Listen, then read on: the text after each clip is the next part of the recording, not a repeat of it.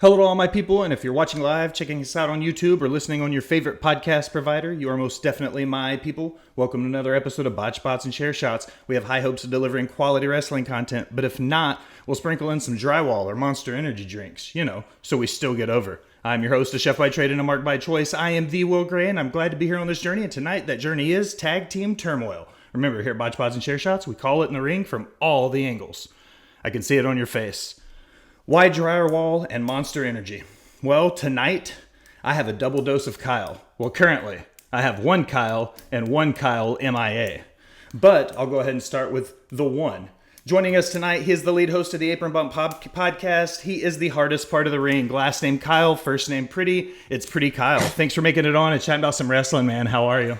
Appreciate you for having me on, man. Lovely intro. You know, the Kyle stereotype. It's too accurate for these two Kyles you had on. I promise not every Kyle punches holes in walls and drinks Monster, but I do, so don't listen to me. And I'm going to go ahead and do it anyway since he's not there, and I'm going to pretend like he's in his chair. Do an impression of him. You ready? You want to pretend to be Ky? I'm going to do his intro, and then you pretend to be Ky until he gets back. Okay. You ready? Yeah. Also on the panel, if you're familiar with the Smacked Raw podcast team, he's the lead host of the Rewind and UWO. He is Ky Tyson. Kyle, how are you, Bubba? What's up, everybody? I'm White Kyle. I'm bald.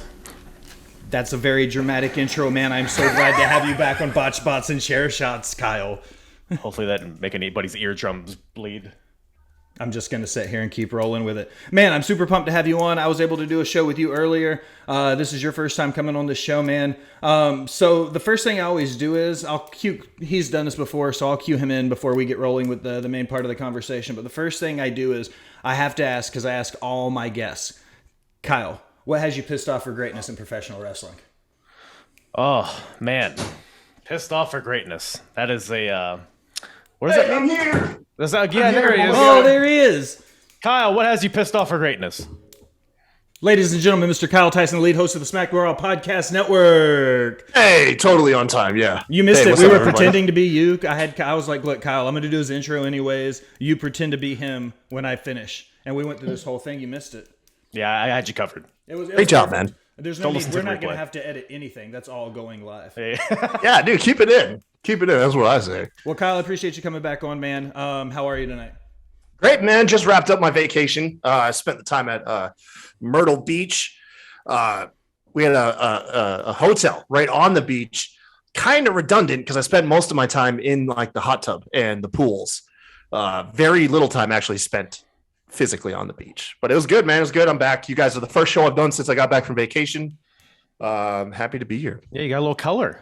You do. You got a little Yeah. tan. Look at that bronze man. You are. It's probably just the camera settings. It always messes up if I'm not in frame and I come in frame. It's like, oh, what shade of white will we make you? He didn't put his foundation on tonight for us, Ky. Yeah, pretty cool. You got those soft lights going too, man. Man, setting the mood. It's the mood you know? lighting. I I gotta tell you, man. Who you serenading? It's all about that sultry seduction right before we go on live. He's just ready for it. We have these lights everywhere in the house. The softest part of the ring has rubbed off on me. That's for sure. All right, guys. So I was telling him I always start every episode off for my pair of Kyles now. What have the two of you pissed off for greatness in professional wrestling? I'll let you go first, Mr. Tyson. Oh, wait. Can you explain the question? What has you pissed off for greatness in professional wrestling? What is something that just has you frustrated right now in the sport? Oh, thank you for dumbing it down. That is something I definitely need. Is that what pissed off for greatness means? Yeah. I thought that meant like, I don't know what I thought it meant. But you go ahead. You go ahead, Mr. Kyle.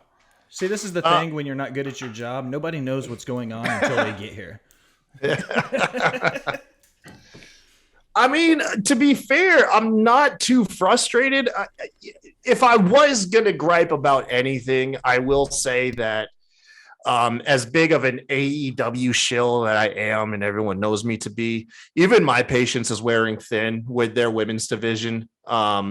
Feels like they're just spinning their wheels and not devoting enough time and effort into it. And although we had like a great episode of Dynamite on Wednesday, Agreed. It was a great episode. it's the same segment that happens every week. Thunder Rosa at the top of the ramp, and this week she got cut off, like her entrance music cut her off. I guess She was running kind of long. It was kind of like the wrap it up music at like the Oscars. I guess they don't need that anymore because now just like Will Smith can walk up and like slap you if you're drawing out too long. But yeah, I mean, he wasn't present for Dynamite, so they just played Rosa's music. So if I was gonna gripe about anything, just the women's division in AEW could be better. That's about it. I'm easy to please, man. I don't get too frustrated. Yeah. I mean, to the same vein, like as far as AEW goes, since the pay-per-views coming up this weekend, I just feel like AEW is like just so much going on. Like I think there's just too much. Like it's a very general thing to say, but I think a big problem, like a running problem they have, is just too much. They've packed too much into a show. There's too much throughout the week. There's 20 matches on the pay-per-view. It's like, and it feels like it's kind of diluting everything a little bit. But I'm the same way. I don't really. If I don't like something, I don't watch it. So I try not to have that negative energy. Really, Fair enough. So on my side of it tonight, what really has been kind of grinding my gears lately, it's not tag team related at all, but I feel like as of late, Adam Page's title run has gotten very little respect. Agreed. Here's why. I've got notes. There's been lots of debuts, lots of big news. Every Wednesday night's a new announcement from TK. He's got solid defenses, but with the world title, it almost seems secondary sometimes to like MJF, CM Punk, the Blackpool Combat Club. It almost seems like it's secondary story to what's going on with some of these bigger groups. And now preparing for what would appear to be a drop to Punk, I feel like all that's going to do is relinquish Adam Page back to dark, back to doing the evil, the Dark Order stuff.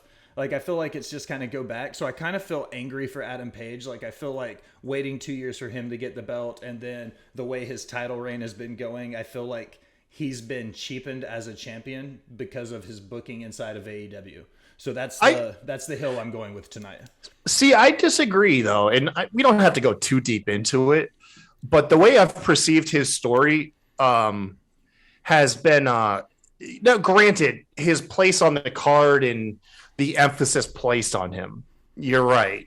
On the show, it's, being in the mid card doesn't really ever feel like the biggest spotlight's being put on you. But like, it really seems like every match, like his whole title reign has been about disproving the naysayers, like getting rid of the people that everyone that's supposed to beat him. And I almost feel like this weekend, like CM Punk is supposed to be like the big coming out party for him. Like CM Punk is like the John Cena, you know what I mean? The conquering of CM Punk, there should be no doubt. But I mean, so like, as far as the story goes, I've had no issue with the story, but I will admit, like the week to week booking of him, you're right. It doesn't feel like he's getting the biggest spotlight. And I guess if you're going to have the biggest title on the show, I can see it being expected to have the biggest spotlight as well. Yeah. So I agree and disagree with you.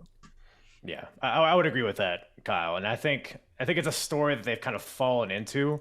So I don't think it was by any means their ultimate goal to have Page kind of like fighting uphill to prove himself as a champion. But that's kind of where they are now, and I don't really mind it for what it is. And I think it's also a testament to just other strong storylines going on in AEW. I think that's a big part of it, which is not a bad thing. So ultimately, I mean, he's most likely going to main event the pay-per-view, and he always main events the pay-per-views. So I think he's in a good spot for right now. I don't think AEW has anything to worry about when we're saying that their best storylines don't include their world title. I feel like that's a good problem to have. You know what I mean? That's no, you're absolutely right. Because on the other side of that coin, WWE oftentimes displays that they don't have enough faith in their storylines, so they shoehorn the title into it as a result of that. Oftentimes at the dismay of guys who are in the middle of great runs. Everyone always references like CM Punk when he lost the belt to The Rock because they felt like they didn't have faith in The Rock and John Cena, which is just a crazy statement, but still. Mm-hmm. All right, gentlemen, let's dive right into the meat and potatoes, so to speak, of this conversation tonight. I entitled this episode Tag Team Turmoil. And really, other than that, I just wanted to have a conversation. I know, Ky, you and I have talked a lot about tag team wrestling. Kyle, you also told me that you were a mark for old school tag team wrestling. So am I. Big thing. So looking at my list of topics, I'm going to start with the one at the top because it's the biggest in the modern wrestling era. The Usos recently won a great match to unify the tag titles. two questions for both of you. Were they the right team to do it? And are they poised with this push to be considered one of, if not the greatest tag team of all time?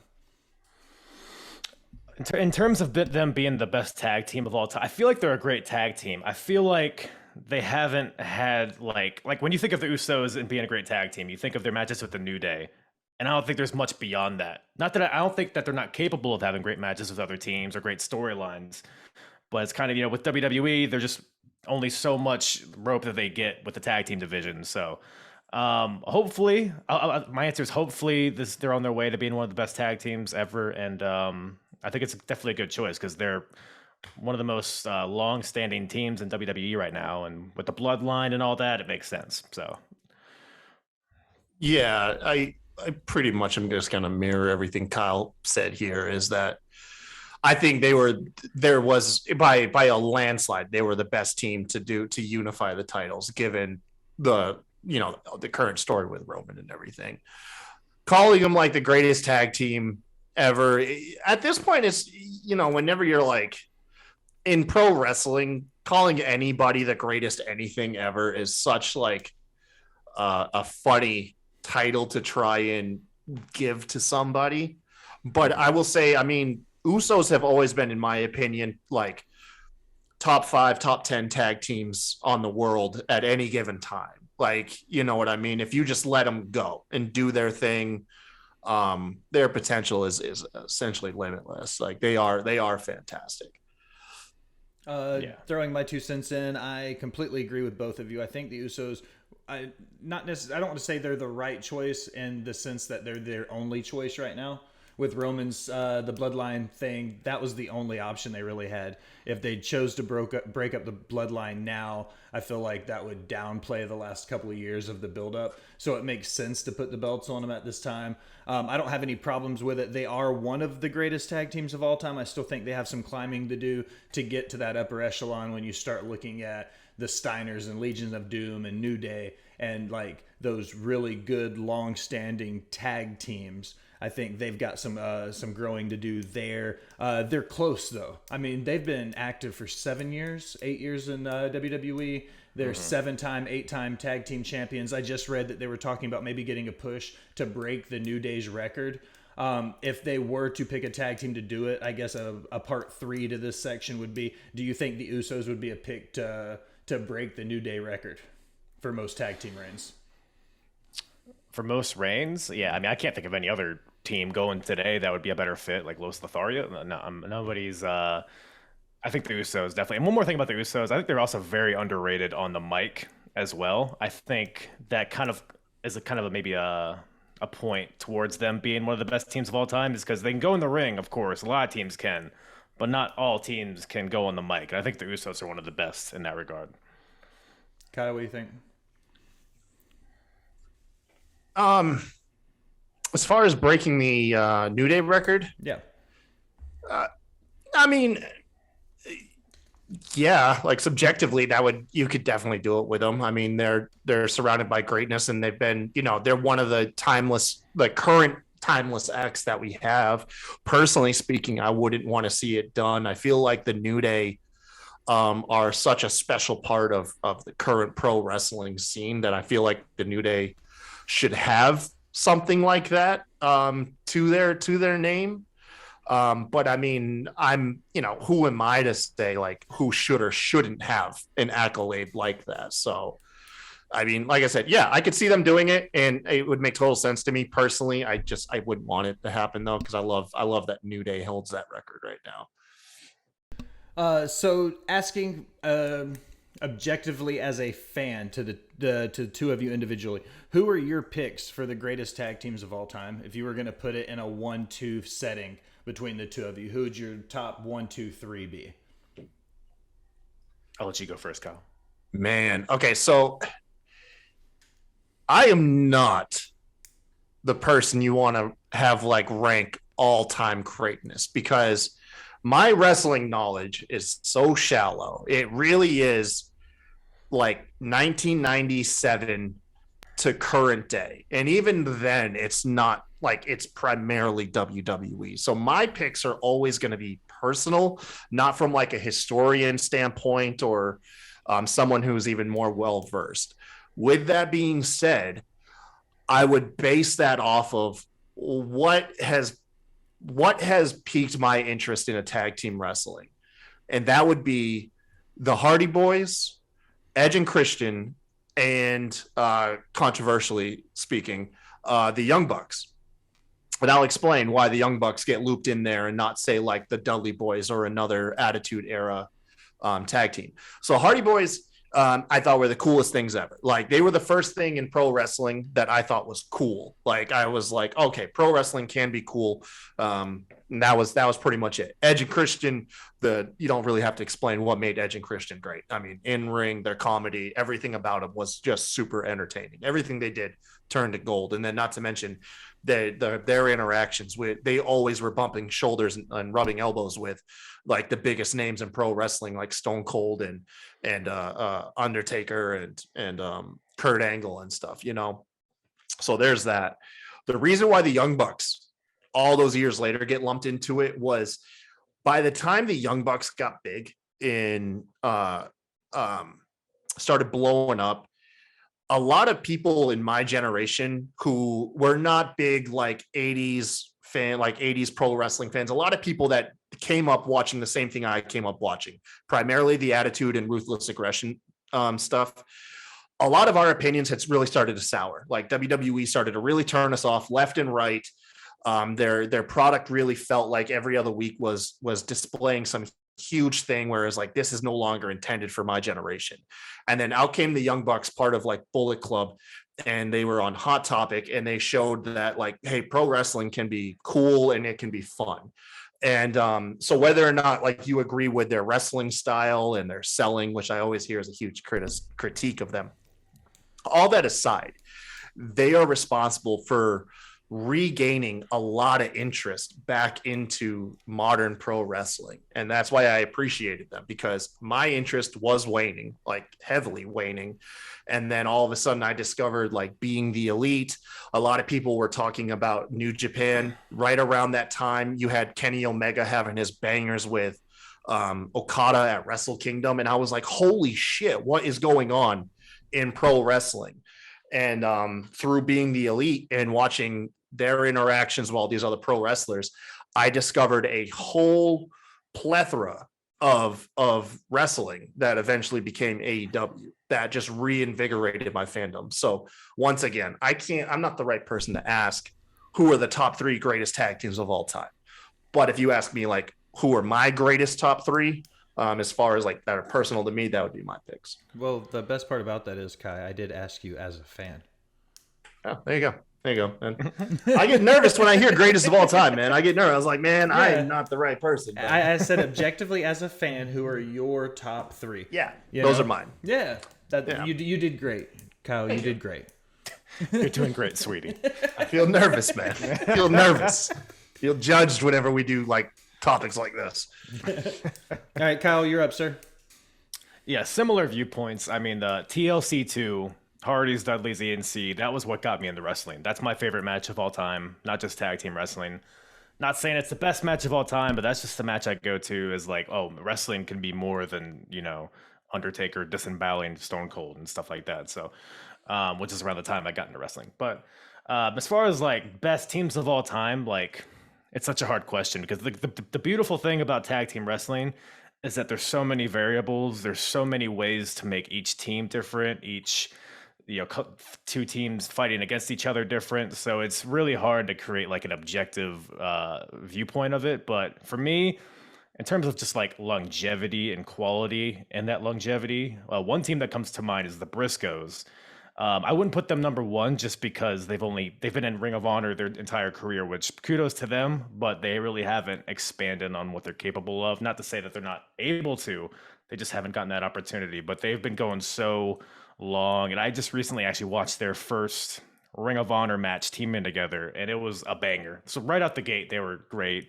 They even had some singles success, mainly Jay, but Briscoes definitely up there. Hardys for sure. Dudleys have done it, and both the Hardys and the Dudleys have had titles in pretty much every company there is. Edge and Christian is an interesting one because they were only a team for like a year, maybe a little bit longer than that. It feels like it was longer than that. I know for me it does as a kid watching it, but they made a big impact in that year. But the lack of longevity kind of makes me shy away from putting them towards the top. FTR, another team they've been going for a while at this point too, and I think they still have a lot in the tank. And they just the little things FTR does as a tag team, they get a little carried away, I think, with the homages and stuff like that. But their matches are consistently great, and they make tag team matches, not just some singles guys doing stuff. So those are some teams that come to mind for me as the best, or at least my favorite. Just to piggyback a little bit on some of the things you were saying, Kai, I agree with you. I think Edge and Christian, also agreeing with you, Kyle, that they weren't together long, but I think everything they did as a tag team was gold. I think putting them over at TLC 2 with the help of Rhino, getting Lita involved, getting Spike involved, ultimately making it, a 9-man tag team match at one point. Like, I thought that was genius. That's also one of my favorite matches. Briscoes. I'm a huge Briscoes fan. I wrote a paper or an article probably 6 months ago, right before their contract went up, and I said 10 things you need to know about wrestling's wild cards, because the Briscoe brothers are insane. They've been quality since day one. The younger brother lied about his age so he could wrestle, and he wore a mask to avoid getting caught, to avoid age laws and stuff in Pennsylvania. FTR, Briscoes, Usos are my 1, 2, 3 right now for modern wrestling. In that order: FTR 1, Briscoes 2, Usos 3. I think New Day is above all of them, but I think right now this in transit story, Xavier Woods being the king and Kofi and Big E getting hurt, the essence of what New Day is kind of fizzled some, since they're not all on TV at the same time. But I still rank them in the top 2 or 3 all time anyways. But currently on screen, FTR, Briscoes, Usos. My 3 favorite: Legion of Doom, the Steiner brothers, and Team 3D. Team 3D usually rotates in and out with the Hardys.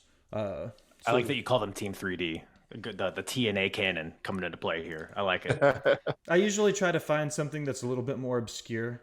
Like I seldom call WWE. I'll say it's Connecticut, because I like to still feel like it's some of the old school territory days. Sorry, I'm not into the Hardy Boys. I like the New Brood. Yeah, the New Brood's my favorite team. Yeah. I don't like Midian. I preferred the Godwins. We could do this all day. Naked Midian. Naked Godwins. All right, guys. It's funny you bring them up, Kai, because I have it next on my list. The Young Bucks get a lot of heat. Do you get behind the Young Bucks and their style of tag team wrestling? The high spots, the high risk, the choreographed stories planned ahead of time versus calling it in the ring. A lot of people fluctuate 100%. towards it. So it's your thing, Kyle? Well, my thing is variety. So I find that a lot of fans are locked into like a certain genre, of pro wrestling, and I think that's it. For one, it's not wrong. You like what you like. I just happen to be very easy to fucking please, man. You know what I mean? I really am. And so I totally can see why their choreographed style, their the super kicks being diluted and going like they're waiting for a high spot, and it feels like sometimes it takes ages and you see it coming a mile away. I get why that can turn people off. But the thing is usually after their match, there's like an FTR match that maybe, they'll have with the Briscoes or something, which has incredible storytelling and is more traditional. And that might be your style. Like me, I will appreciate both of them for that reason. You know what I mean? So I'm a slut. Like, I'm just so easy to please. Like, there's your soundbite. Yeah, man. Like, we're pretty much done here. That's all I needed right now. I can get that. Everything else is good.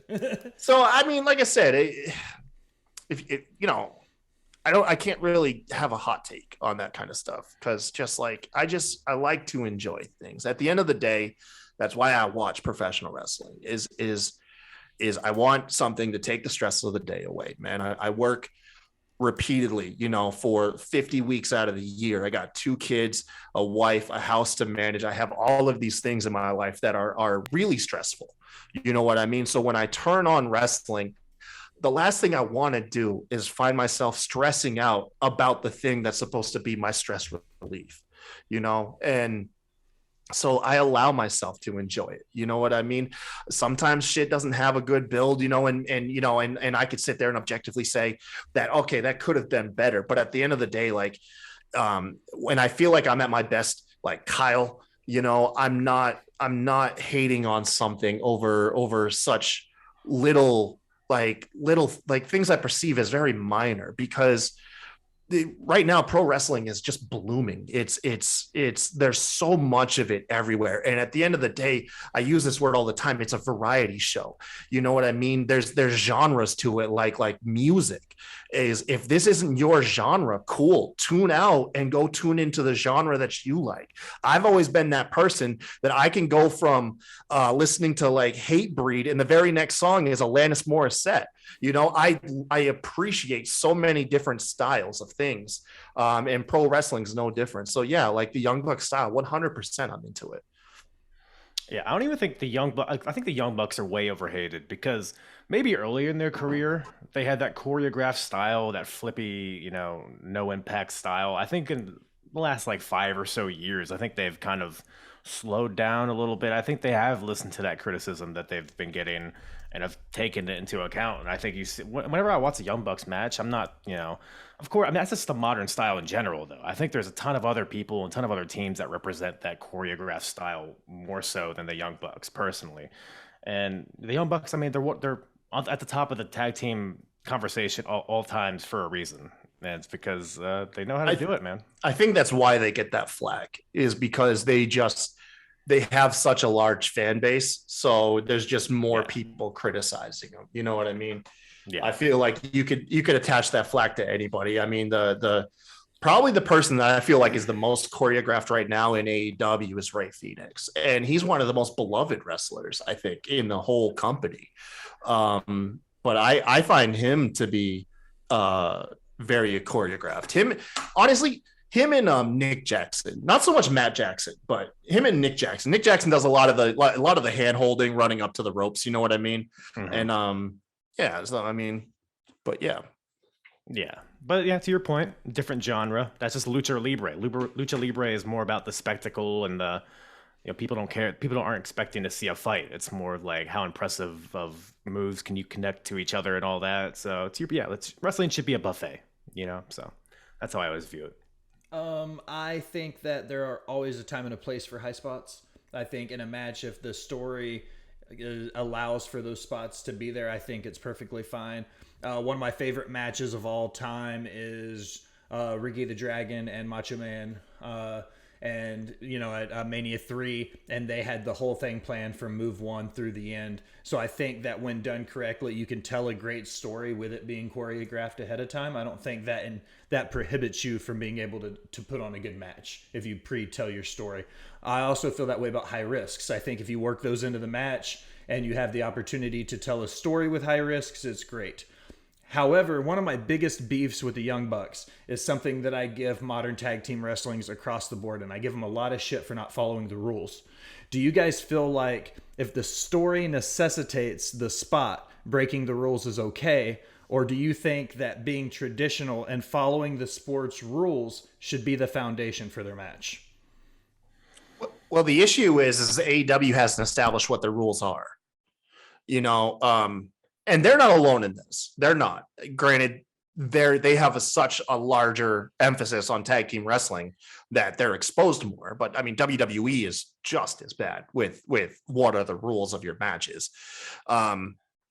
So I'll give you that.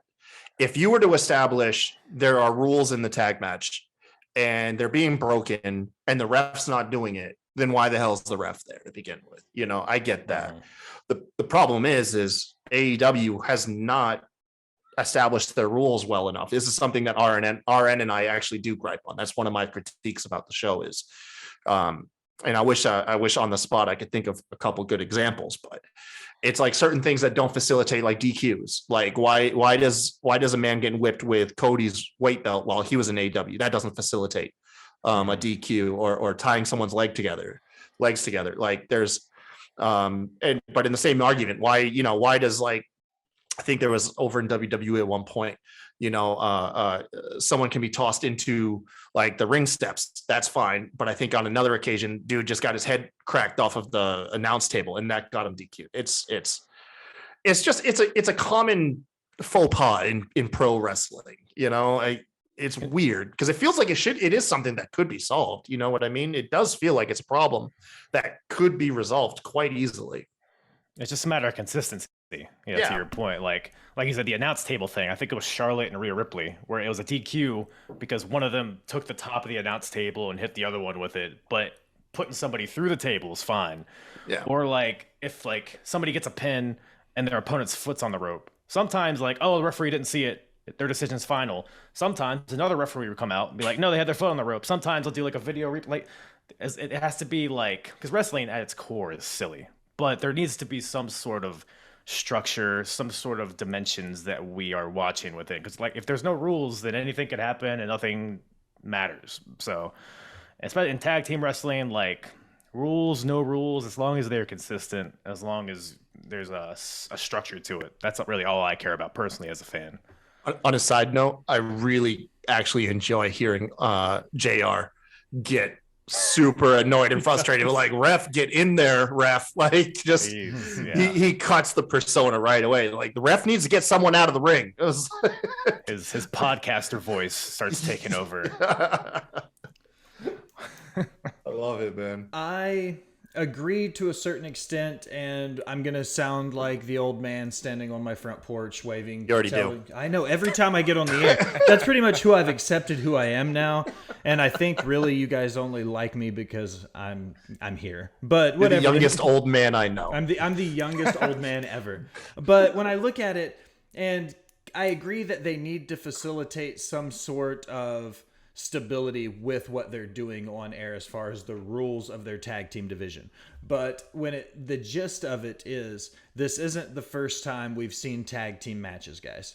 Like, the sport has been around for a long time. Everybody knows the gist of what's going on. Both guys can't be in the ring for 45 and 60 seconds to set up a spot. If the spot means you have to break the rules, then adjust the spot, or establish the rules. Exactly. Or establish. But this is also one of those gray areas where we start talking about it, where if it's a heel team breaking the rules, that's kind of the point, so that they can get the distraction, so they can get the upper hand and go over on the babyface. But also looking at it from the other side is, if both teams are constantly breaking the rules, then we eliminate some of that play in the story as far as a babyface heel component. And it starts this snowball effect as to what's actually happening. So I agree that they need to, if there's not going to be any set tag team rules, great, then let's just go out there and just watch them put their spots on. Let's just do it. But if they want to have a traditional tag team division, traditional tag team rules have been around for 100 years. So I feel like they need to pick one or the other, sort of, But isn't it like, but depending where the wrestling's going on, I could be completely off base because, like I said, I'm not well versed. But like, depending like where the wrestling's going on, aren't there different sets of rules? Like, I know New Japan has some slight variations of their rules. Like, the only thing that comes to mind is it's a 20 count on countouts. But then again, I also think I remember hearing that Lucha Libre has different style tag rules. God, I can't remember what it was that comes to mind. I remember they had one though, where like, gosh, I don't think you really need to physically tag in Lucha Libre. I think the other guy can slide out and someone else, the partner can come in, something along those lines. Yeah. So like if I even recall even further now, I could be way off on this. This is kind of like, I'm just throwing a Hail Mary out there. I want to say Lucha Underground had its own unique set of rules on some occasions, but I could be off. I've seen all of like 4 episodes of that. So, but all the examples you just gave, Kai, were promotions that set established rules, which is, I think, what Kyle was making the point. If AEW wants to make their own rules for tag team wrestling, then establish those rules. If Lucha Underground wants to make it to where you're only tagged out if you do a tope-sided dive through the second rope is the only way you can tag out of a match, then hell, that's awesome if that's the rule they want to make. But if that's not the rule, then walk over to your opponent and do an open hand tag while he has the tag rope like a normal tag team wrestling match. Yeah. No, I got you, man. I got you. Personally speaking, I think all tag matches, which this is actually kind of an oxymoron, should be tornado tag matches where there are no tags. Should just be four guys walloping each other until someone loses.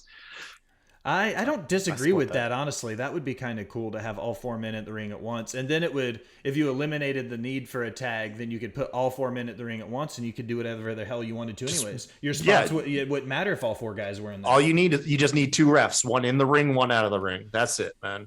Like everything tornado tag, which, like I say, is hilarious that even tag is in the name tornado tag match because there are no tags. That's just a weird. What would you call thing. it? What would you call it if it was tornado tags all the time? A tornado match? I guess so. A doubles? A doubles. Doubles. Doubles It match? can't be a fatal 4-way because that would It's still 2 teams. Yeah. You know what I mean? Pairs with chairs? Pairs with There we chairs. go. Yeah. Huh? We'll Yeah. workshop this. I mean, we could just say here, we've got all night, guys, really. Yeah. I hear the guys going on after us just put it off to the very last minute anyways. So like, Yeah, they're the shits anyways, so it's pissed off. All right, so once upon a time in the old days, tag team wrestling and multi-man matches were a spectacle, a special edition on the card, or even just a spot to fill time. Do you guys have any tag team matches that you remember blowing your mind and just stilling the show as a spectacle for whatever card they were on at that time? Kyle, you've already brought up TLC 2. Is there another one in mind that you guys have for just an amazing tag match that just changed it for you?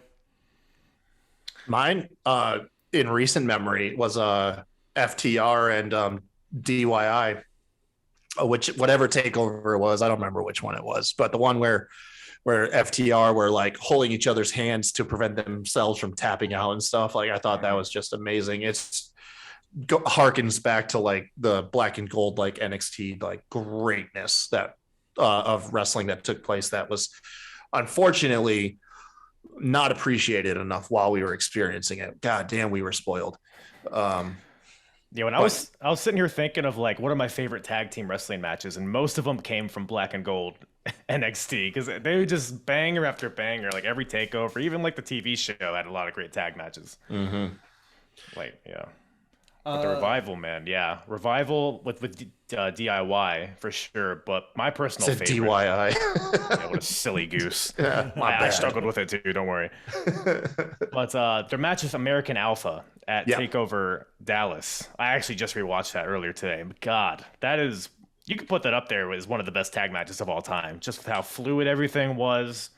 Like the crowd was super into it. If you haven't watched that match in a long time, go back and watch it because that is peak tag team wrestling in every sense of the word. Well, American Alpha hold like one of my favorite spots. Like it always comes to mind where Chad Gable is goading the guy in, and Jason Jordan leapfrogs over him from the top rope and like cross bodies or clotheslines, like whoever. Like I love that spot to this day. Mm-hmm. Also, American Alpha, I know this is kind of like a little off trail. That's actually one of my favorite stories of tag team formations, of Gable just chasing Jordan around week after week. And then just how big they became. You never saw it coming. Kind of like RK Bro. Like just, it felt like such an odd pairing, but then it just blew up, man. And they were fantastic. I think FTR is great. They come up in mind. My most recent pick for best tag match was FTR Briscoes. I just feel like when they did that one, like it tore the roof off. It was just a classic, just barn burner of a tag team match.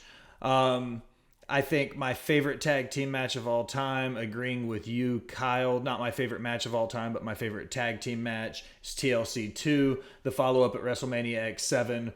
Everything about that match was great.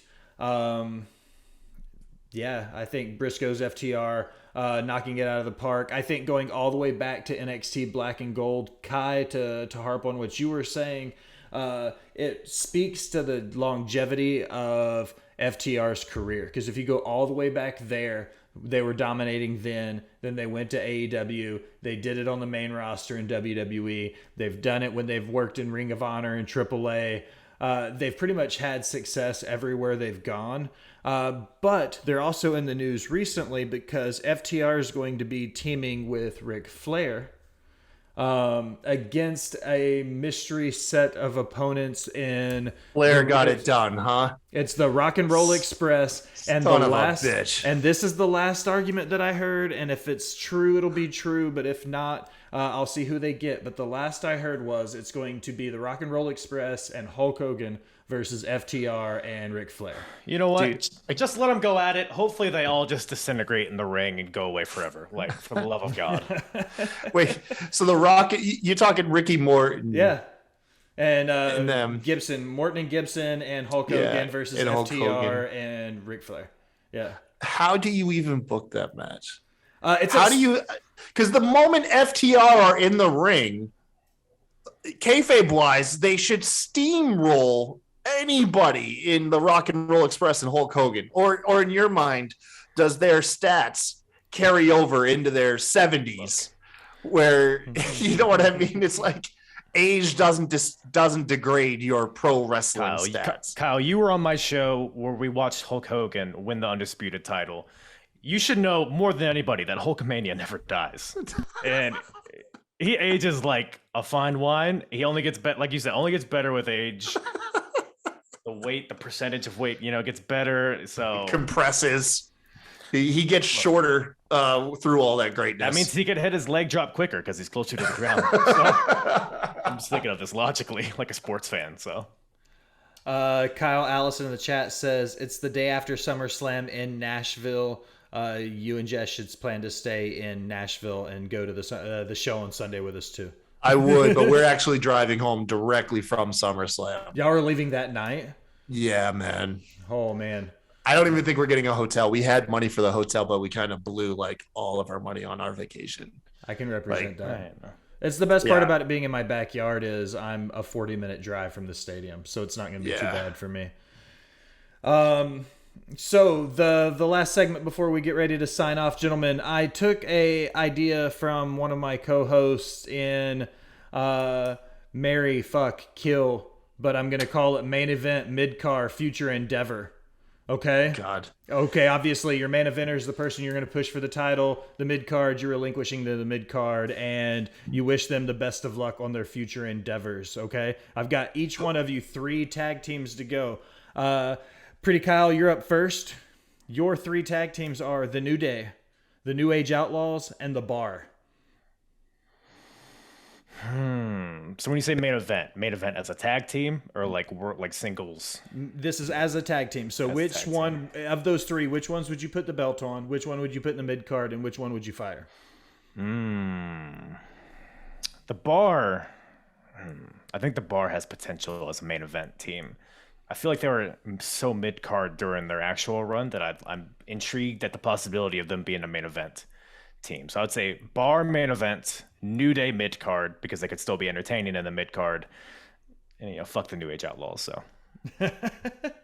I tried to make it tough. I'll explain what my reasoning was after I give Kai his 3. Kai, your 3 tag teams, main event, mid-card, future endeavor, the Usos, the Legion of Doom, and the Rockers. Okay, Future Endeavor, the Rockers. Easy. Sorry, guys, but you're old. Okay, your time has passed. All right, I'm just gonna base it off of like the human body. Poor Leaf Cassidy. Yeah. I hate to say it again. Oh man, I really wish you gave me the Bar. I love that tag team. Legion of Doom is gonna be your mid card, and then who'd you say was the other one? The Usos? Usos. Yeah. No, they're already main eventing, so they were supposed to main event Backlash. They were supposed to main event. Like, fucking WWE have some balls, all right? They were supposed to main event. It would have been great. We still would have watched. You didn't gain any extra viewers throwing Roman in a 6-man tag. The same amount of people watched, okay? I promise you. Plus, they don't even care about pay-per-views anymore. They're premium live events now, Kai. Premium live events. It was a great play. Premium live events. Great play. All right, gentlemen. The reason why I picked those, I picked one from the new, like the modern era, one from like the Attitude Era, and then I picked tag teams that had Hall of Famers or future Hall of Famers involved with them. So if you cut them, you would be like cutting Shawn Michaels, obviously, or getting rid of Sheamus and Cesaro. Like it would have been tough for you to be like, I'm just going to cut these guys out of my promotion completely. Hold on, so wait, I cut Billy and Chuck is what you're saying. Yeah. You still probably made the best call, Kyle. I mean, honestly, with what you did. I might have to rescind that later. Well, I mean, let's not talk about the absolute stunning career that Badass Billy Gunn had when he was on the run with the Honky Tonk Man. You know, like, let's not forget about that gold. Billy Gunn he's done everything, hasn't he? He really has, man. Honestly, he deserves some respect. I'm not saying a ton, but like some. So little. I hear through a lot of the murmuring that the Gun Club is one of the top runners in the soon-to-be trios division of AEW. I think that's going to be hilarious if Billy Gunn in his 50s is an inaugural champion in AEW. I think that'll be fantastic. They're going to be cannon fodder for like true trios teams. I mean, let's be honest here. I don't like to speak mean, but the Gun Club is one of the clear cases of the original narcissism from the formation of AEW. You know what I mean? AEW, when it was created, was a good portion of it was not narcissism. Excuse me. What word am I thinking of? I don't know. Where you hire your friends and family on. Nepotism. Nepotism. Excuse me. Thank you. Like I said, this is why I need people that are smarter than me around. But yeah, they're one of the clear cases of the nepotism of the creation of AEW. His kids don't stand a chance in hell without their dad right there next to him. I'm sorry. It's no. Like, but maybe that's why he's there next to him right now to hold their hand until they are ready. No, dude, it ain't gonna happen, bro. Like, Austin would be better off. I think Austin's the one that I feel bad too, because I think it's like the older brother is the one who has like the more passion for the pro wrestling, and Austin was like, I want to be a rapper, but it's not working out, so he's wrestling instead. Although I heard him rap, he sounds like okay. I don't know if I'm the one to judge, but he sounds all right. But no, it's there's clear there. I feel bad, man, but no, they will job out to the real trios division is what they will do. Like, yeah. But it would be cool to see Billy with the title. I think it'd be cool to see Billy with a title. I don't know necessarily if they should be the inaugural champions, but AEW has a plethora of stables and tag teams and trios and quads and whatever else you want to call them. That junk's going on the Elite. Yeah, the Elite will be the inaugural champs. I think that one makes sense, and Kenny Omega apparently has something to do with the booking in that division, so I can only imagine that he'll end up with the belt at some point if that is the case. Yeah. House of Black, maybe? House of Black's not a bad pick for a trio. Yeah, I like them. That's a solid one. Anything Jericho does, you could see him having a possibility with it. Him and Hager and whoever else they throw in a group with those two, one of the group of happy gentlemen or whatever the hell they're called. I love Jericho, man. I do. His current role annoys the hell out of me, but I love that he leans into it. Like, I love that, like, he didn't try to make I'm a wizard cool. Like, he knows how silly that really is, calling himself a wizard. And so his you can tell that he knows it's silly by his comedic timing. Like, the dude, like, when he proclaims himself a wizard, you know he's being funny. Like, oh, I love it. I love that he's in on the joke, that he's, like, not cool. Like, I really do. He's just going for memes at this point in his career. No, dude, really is, man. Like, the little bit of the bubbly, God, did so much. Gave him so much legs. I am happy, though, he ditched the influencer, because that was failing and not in a good way. I think he's still using it. It's just one of his 20 nicknames. He does have a million nicknames. Yeah. I am a Jericho fan. I think that he's had a great career. I think that he needed to get out of the main event scene in AEW and just accept the fact that he is ancillary talent and like enhancement talent. He needs to help get these younger guys over and do stuff like that. I don't think that he necessarily has to be main event Jericho anymore. He can just accept his role as to what he is. And I think he's finally starting to fall into that a little bit. But he has to carry himself like he's the main event, though. He doesn't have to be in the main. No, he doesn't have to be in the main event. His persona has always been, I belong in the main event, whether he's really in it or not. Oh, I completely agree. If he stopped being that way, he wouldn't be Chris Jericho anymore. But I think exactly expecting him to be in the main event and him pretending like he should be in the main event are two very different things, though. Bro, I can't wait for him to jump back to WWE. It's gonna be so hilarious when he jumps back and like Kevin Owens is there. 4-year contract, 5-year contract, 2018, 2019. So, I mean, that 2023, 24, 25 range, when all those original signees start coming out, that's when we'll start seeing a lot of people jump back. Oh, man, dude, he's going back. It's going to be great. Like, he ain't going to do crap there. You know what I mean? He even said it himself. If he goes back to WWE, the first thing they're going to do is hand him a clipboard. You know what I mean? Like, they are like, hey, remember the list? Yeah. Yeah. Well, I don't know. We saw Cody go back with all his AEW meta, so Jericho probably would expect the same thing, I would imagine. We'll see. Who knows? He'll probably end up going to Freddie Prinze Jr.'s new promotion, and they're an inaugural champion too, and it'll just be a running cycle of him going to starting promotions, being the first champion, and leaving. Jericho will get booked for CYN, and he'll be wrestling Adam Scherr next, and the former Braun Strowman. You're joking, but the Grand Wizard and CYN sounds, pretty canon to me. Sounds pretty. It sounds like a fit. Like, I mean, I try to avoid that side of the ring, so to speak, but I know with his political alignment and the alignment of CYN, it makes complete sense. Yeah. Oh. Yep. It is what it is, gentlemen. This is the easiest part of the show for me because I look at you guys and I say, plug your thing, sir. Pretty Kyle, you want to go first? Yes, sir. Well, first of all, thank you for having me on. It's been a pleasure. The Apron Bump Podcast, check that out. I cover retro wrestling of companies big and small all over the world across 4 different decades. You can catch these 2 fine gentlemen on past episodes. Me and Will did King of the Ring 02, and then me and Ky Guy did Backlash 02. So lots of great stuff happening over there. Apronbump.com for all my stuff. Wherever you listen, on YouTube, on Pornhub. No, not Pornhub.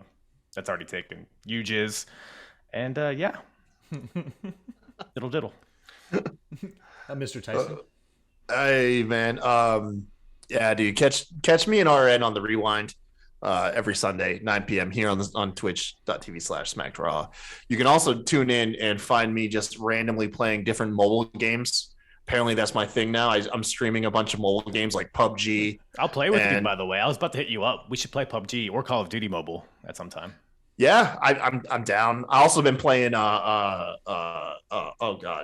Oregon Trail. That's been blowing my mind lately. I killed off Alison by mistake. I'm sorry, Alison. She says she died like 2 miles out of town. It was really bad. But yeah, just mainly here on Twitch. And then of course, if you missed the live streams, everything is uploaded onto youtube.com/SmackDrop Podcast. And then we're on essentially all audio platforms. And if I could use this moment to say something, Backlash, bring back the hooks. Okay. You have a whole year to do it. Bring the hooks back. That's all we ask. Yes. It's a simple ask. Simple request. Well, thank you guys for coming on. I would also like to take this second to plug Miss Alison, the boss bitch of Boss Botched and Cheer Shots at JustAGirl918. She's the brains behind the operation, all the graphics, all the designs, pretty much anything you see that isn't my voice related, she has something to do with. So give her a shout out.